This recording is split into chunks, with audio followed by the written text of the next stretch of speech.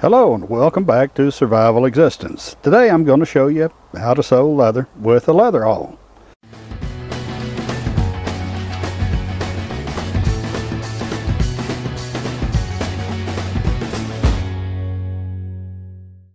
It's the same awl that you use to sew canvas or nylon. There's nothing particularly special about it, although there are some other specialized tools that you use quite often for leather. You don't necessarily have to, but it certainly makes your life a little bit easier. Some of these tools is certainly a hammer. This is an edging tool for cutting down the edges. As you can see at the top of this, I've already cut it down and I'm waiting to do this one. One of the other tools is this grooving tool. It's designed to make a groove with this end right here so that you can put your seam in there down below the level of the leather so that it doesn't wear your thread out. Another tool is this tool. That's for punching the holes where each stitch will go.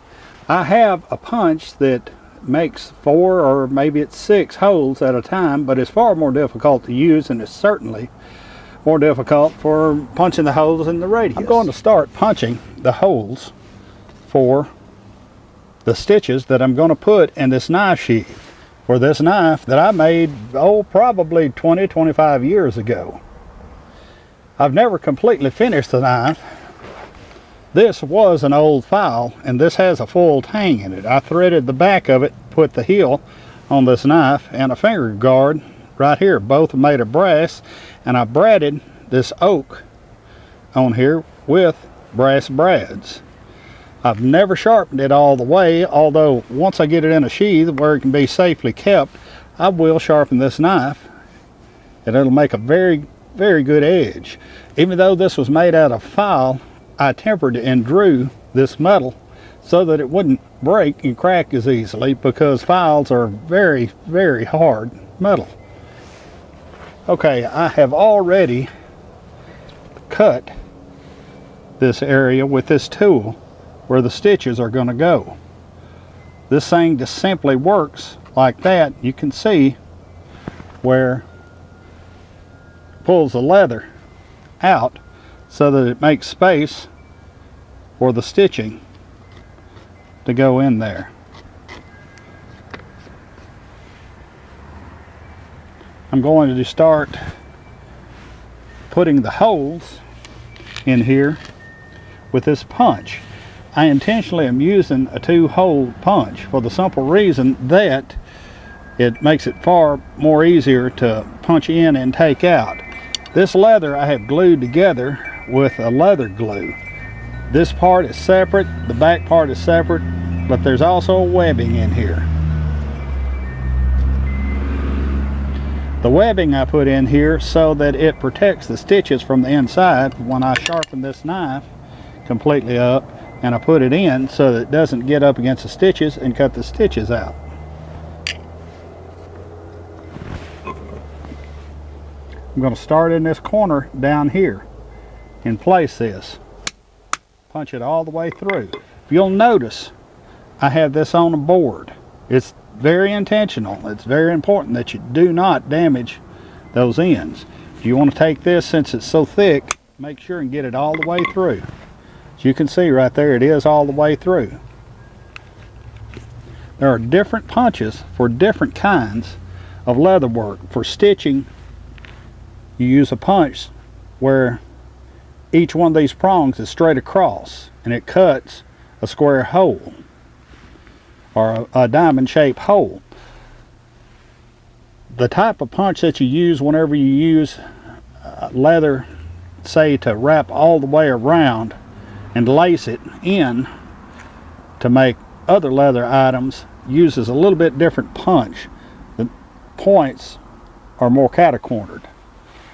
But in order to keep them the same distance apart, one of these holes, I'll place one of the prongs in and punch it all the way in. You want to make sure and use a very sturdy place to put your board on in order to punch these holes. Because if it doesn't, your punch will jump around a whole lot.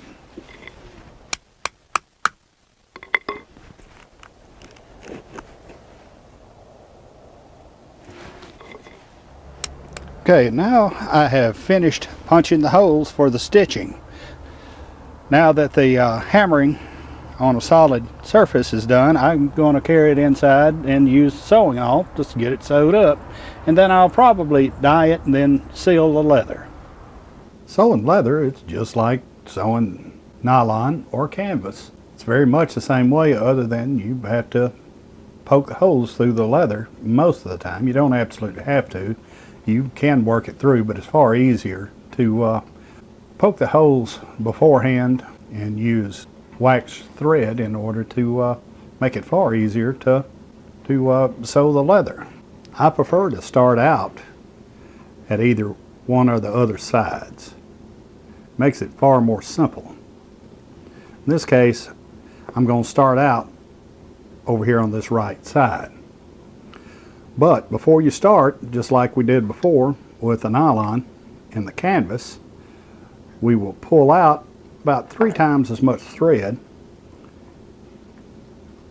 as we think we could possibly use, because it is far, far easier to waste a little thread and buy more than it is to not have enough, because you have to start back all over and back stitch in order to cover your stitches.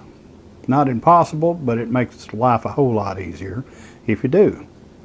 And as you're beginning, you'll start by running the awl all the way through, being very careful about where your fingers are, where that awl comes out, because needless to say, it'll harm you dramatically.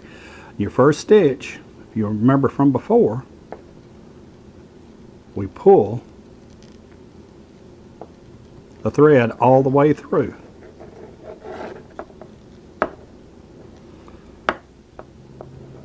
Sewing leather is more difficult, of course, than nylon or canvas. But once you get used to it, there's really not that much to it.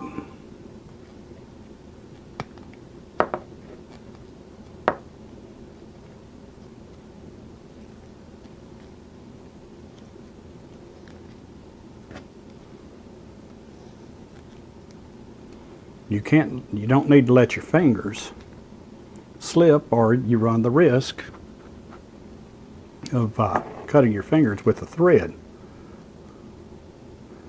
But just as before, we come out that hole after pulling the first thread through and go to our second hole, keeping our thread on the spool fairly tight. Run it through the next hole.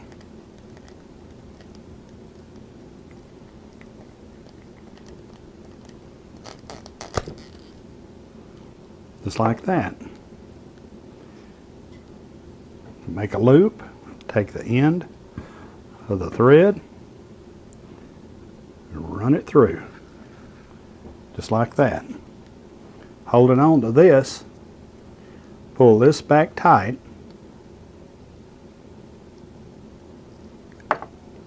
Bring it back through and pull tight and move to your next hole and force it through.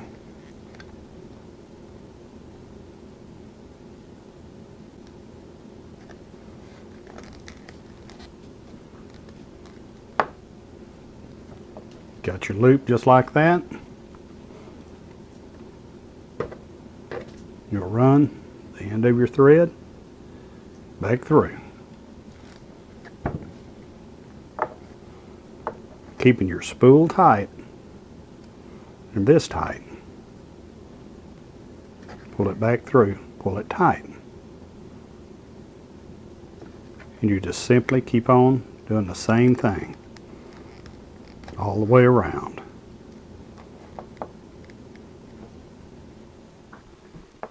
Now that I've about come to the end of sewing this particular part, I've got the last stitch in. Now I'm going to go back a couple of stitches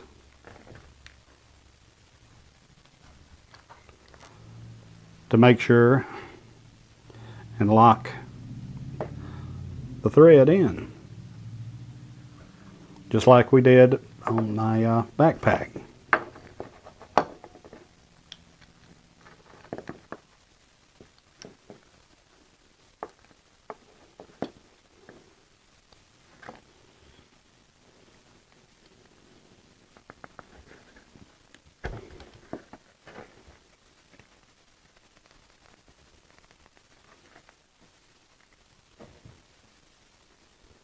Of course, me going backwards, thread will go in the loop from the opposite side.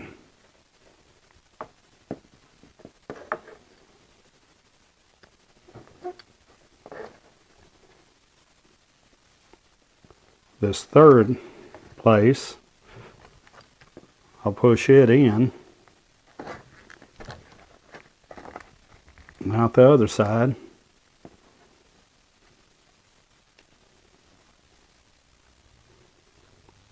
And I want to get some extra thread out here, and then cut that off so I can tie it together and melt the ends of the thread so it'll stay. And this is how it fits. It's a nice snug fit for the knife. And with that webbing, it keeps the knife blade off of the stitches.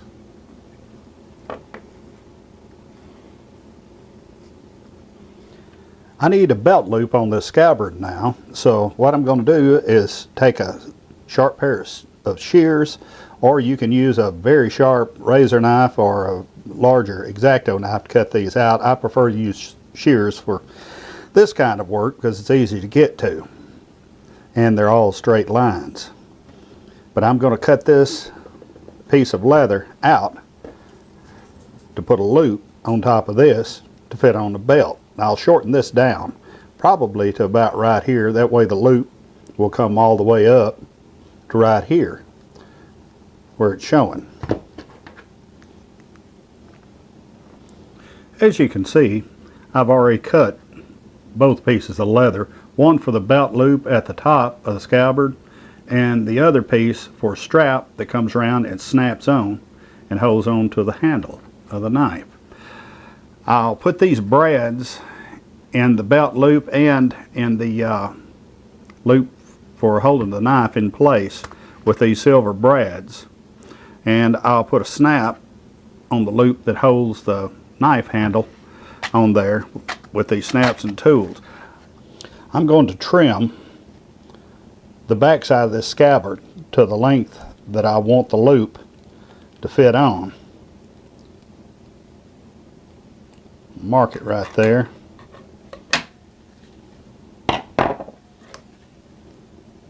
Then just simply cut it straight across.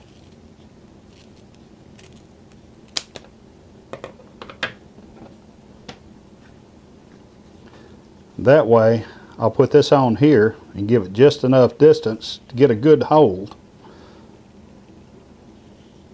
and brad it on. That'll leave plenty of room for the knife to not be rubbing up against my side when I carry it, and to be comfortable. Okay, I'm going to take this edging tool now and try to smooth up the edges like this, which I've already done this one before I even sewed this up, but I'm going to come up here and do these. I've already done the strap for holding the knife in. But using one of these edgers, it's very important that you keep it sharp. You should have a honing stone for any of your leather tools to keep them exceptionally sharp. It makes a much neater cut on the leather, besides being far easier on you. I'm going to start down here and get the edge of this off of there, and then work my way around just like this. It takes that sharp edge off there and makes it look much neater. And you can do these pieces just like this too. Level it up just a little, make it a little bit neater.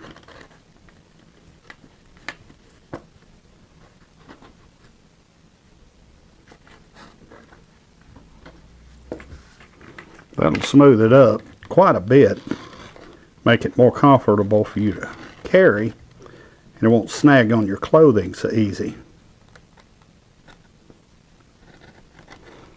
Okay, that should be just about ready to be dyed, and then after that sealed. See how the knife fits right now. Should fit just perfectly. If you'll notice, I put this strap, the keeper for the knife, where whenever you're walking forward it doesn't catch on a limb and unsnap, where if I had turned it around the other way you'd hit a limb or something else and it would just pop open. So whenever you put the strap on anything like this, always put it where the front won't unsnap it. Right now that's what it's looking like. Next I'm going to dye the sheath. I'm going to use ox blood on this one because I like the reds and the blacks on most of the stuff like this. Some halters I have are brown, some are black. Just really depends on what kind of shoes I'm wearing. Whenever you buy dye, if you're going to use it any more than once, always buy extra swabs. And before you use your swab, take a flame and just lightly singe any of the loose fibers off of it. I use a wool dauber. Don't put plenty of dye on here. Let it sink in. Put it on evenly. All the edges, all the tops of everything. Now I'll come back later and I'll dye this thing at least one more time. I'll continue dyeing though, if necessary, until all the color of the leather is uniform. And here is the completed leather knife sheath. It's fairly decent. It's not a perfect job, but I of course did it myself. I wasn't expecting a perfect job, nor do I particularly care whether it's perfect or not. It's all its functionality. It's all it means to me. And now I have a sheath for the knife that I made 25 years ago. This has been Bobby with Survival Existence, helping you help yourself. Subscribe to our YouTube channel. Come visit us on Facebook and come subscribe to us at survivalexistence.com. Have a good day.